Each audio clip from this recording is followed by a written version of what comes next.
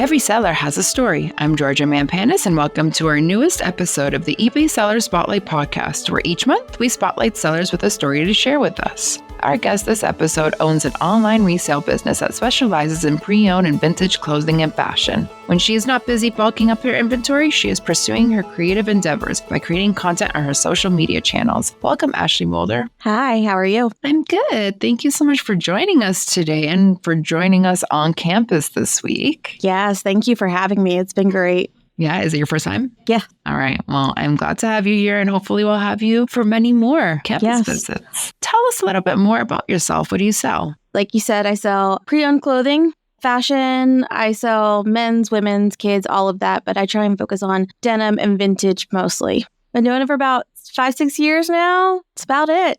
And what were you doing before then? I actually went to school for fashion. I graduated from FIT in New York.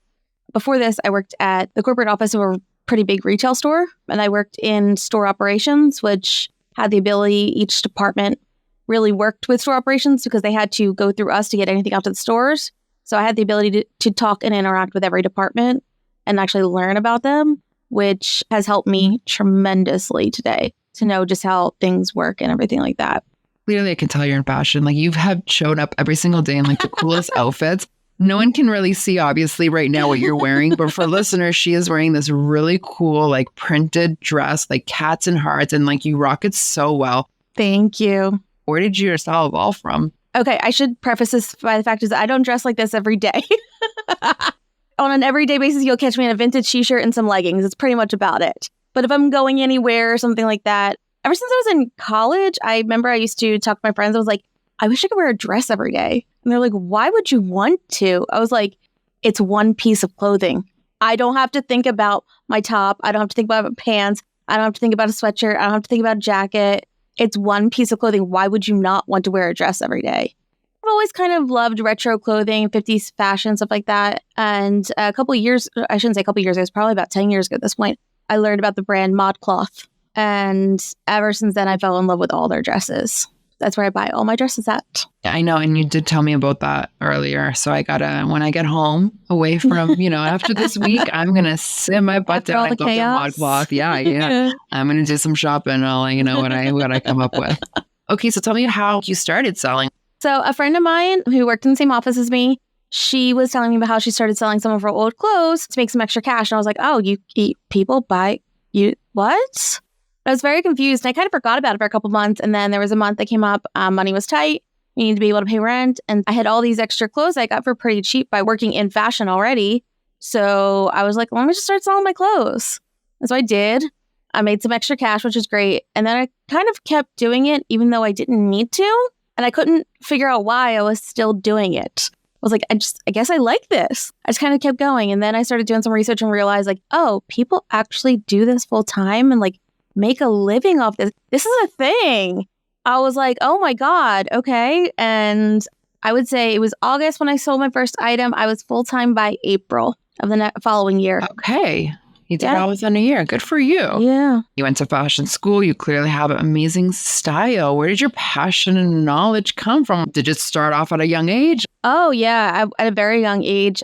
So I have a very vivid memory of when I was 10 years old. I remember my mom asked me like, oh, what did you want to do? Like, she was like trying to have one of those hard conversations with me. It's kind of like, what do you want to do when you grow up type thing. I was like, I want to be a fashion designer and I want to live in London. Wow. I always wanted to be a mermaid. So at least she was really realistic and you were able to do it. Yeah.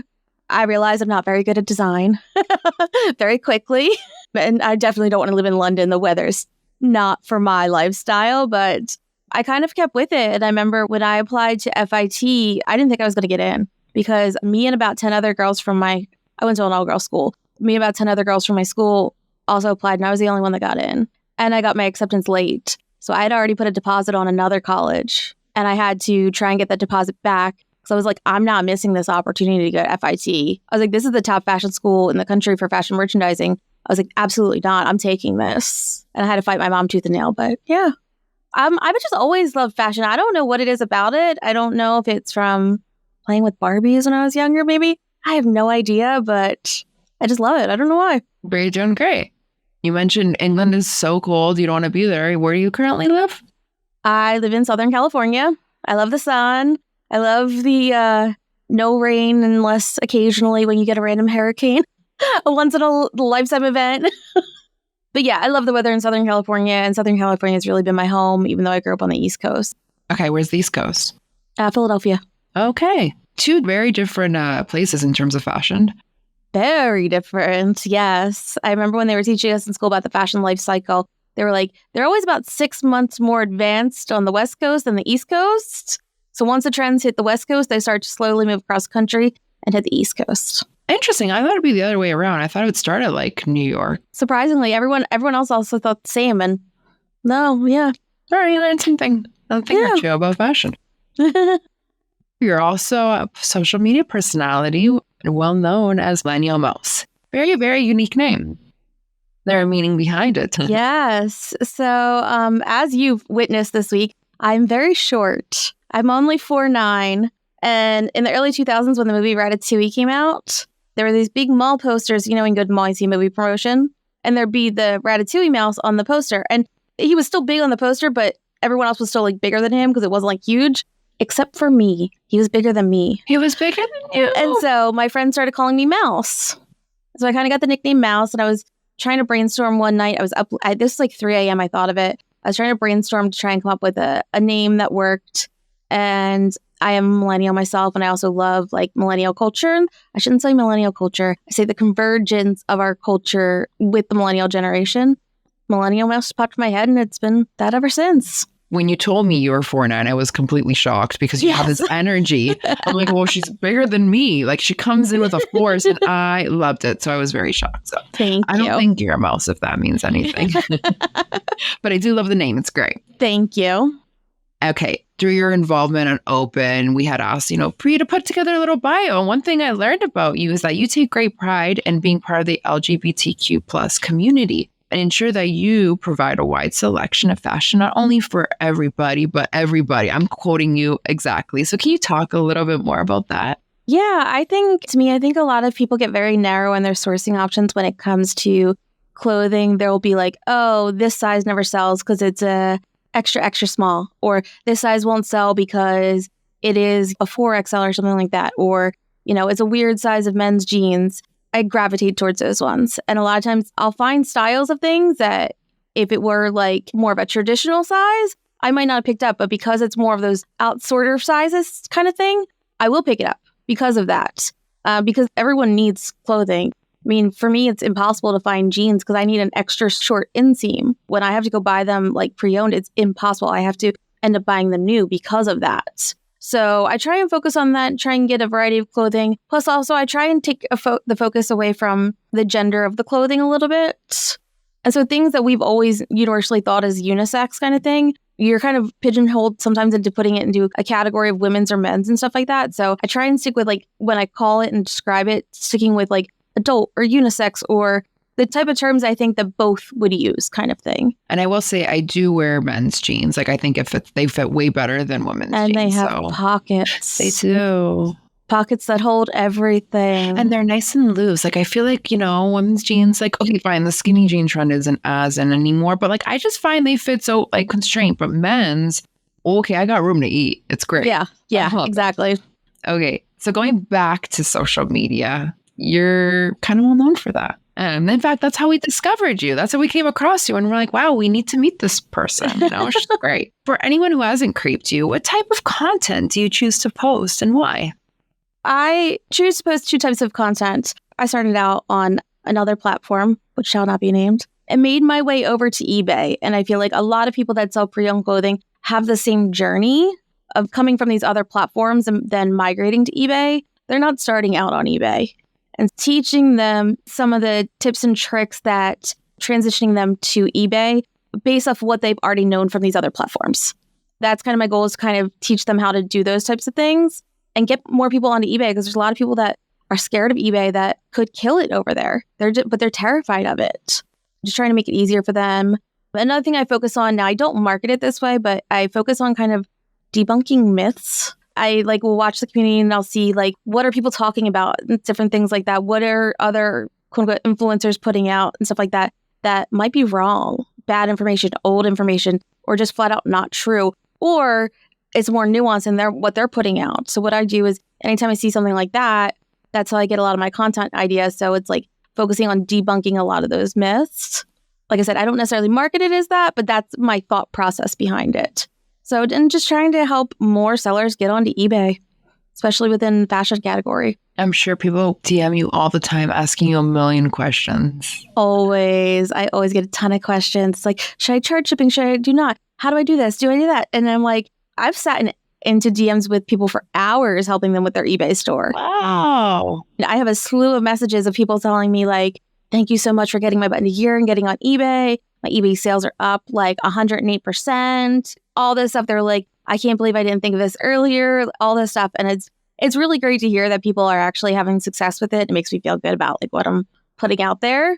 So yeah, it's really good. Do you have your own courses? If not, you should start. No, I don't. I don't because I like to keep a lot of my content free and accessible. That's really sweet of you. Yeah. Yeah. So, and I know for a course, the amount of time and effort I would need to put into a course, especially because I actually have a friend who does sell a course. She focuses on luxury. We have a very different business model. I would be talking to her about things and she's like, you need to create a course. Your business model is unique. It's replicatable and people need to hear this.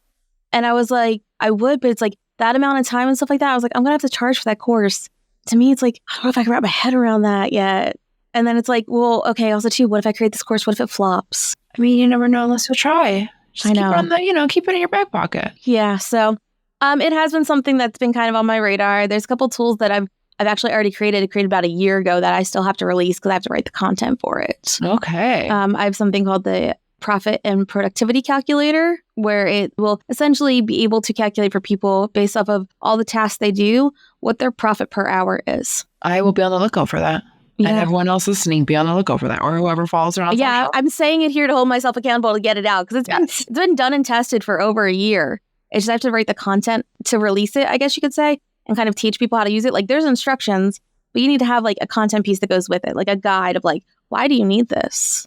And trying to get people to understand like why knowing your profit per hour is important, especially because like, at least in the US, everyone's always focused if you're at a regular job, what's your hourly rate? What do you get paid per hour? Everyone's always focused on that. Profit per hour, it's the same thing, but just for resellers, I guess you could say. Yeah. Oh my goodness. This is so great. I will be on the lookout. I'm excited. Awesome. Okay, one last thing about your social. Your feed is beautifully designed. Are you a designer? Do you do it all on your own? I do it all on my own. Oh my goodness. Okay. Yeah, I do have a friend of mine who works in graphic design. She's supposed to be helping me get some branded pieces together. But as of right now, yes, it's all me. You're doing a great job. Thank you. Clearly, you mastered social media. We just talked about it. What tips would you give other sellers who are looking to grow their social media accounts and hope to get discovered just like yourself? Find something you want to talk about. And so find your niche, as they say, but also don't get too niche down. Still keep it yourself. Be authentic. Still have the account be you, but also still have a niche to it as well. So you have something you talk about, but you don't want people to be discouraged if you post something that's not related to your niche. So you want to keep it wide enough, but also have something that you typically talk about, I guess you could say. That would be the best bet. And also, don't sell out. Be authentic. Don't do things just to get followers. You'll grow when you grow. It took me quite a few years to get where I'm at. Like, it didn't happen overnight. And don't push for it. If it happens, it happens. Be yourself, and that's the best way to grow. Yeah. Do we use hashtags? Are they still in? Hashtags are still a thing. Reels are still a good way to get in front of people's eyes. TikTok is another space. That's a whole other episode. Yeah, I'm not on any reseller TikTok, and I will never create reseller TikTok content. But there are people that do. And what I say is there is a lack of it. And if you have the thick skin to do it, TikTok is great. But you have to have the thick skin because TikTok will rip you apart as resellers. But there's a lack. There's a need for it. There's a big need for it. But be ready. Yeah. Start with IG. Yeah, I would agree with that. I've cross-posted some of my content to TikTok. I make sure it has nothing to do with actual reselling. It's like more about logistical stuff. Like I have a whole post on how to print 4x6 labels for platforms that don't provide you 4x6 labels. And so it's like stuff like that I try to do, not focusing on like, hey, I thrifted this item and I'm going to sell it for this much, you know? I have a thick skin in far as what someone says to me is not going to bother me. You can say all you want. I don't care. But when the negative comments keep coming and coming and coming, I start to outweigh the good ones. That's what weighs on me because it's discouraging. It's like, I just put 5 hours into creating this guide and all you're going to do is fight me on it? No, sorry. You can not like it and just move on and not interact with this post and leave it for the people who like it, There's always going to be that one person, but I'm sure what you put out there is amazing. Don't listen to them. Thank you. So we did mention your brand. We mentioned it a little bit, but can you just reiterate where listeners can find you in your store online? Online, you can find all my links at millennialmouse.com. My Instagram is millennial.mouse. And my eBay store is just Millennial Mouse. Amazing. Easy. Across the board, Millennial Mouse. Well, thank you so much for joining us. Thank you for having me. I appreciate it.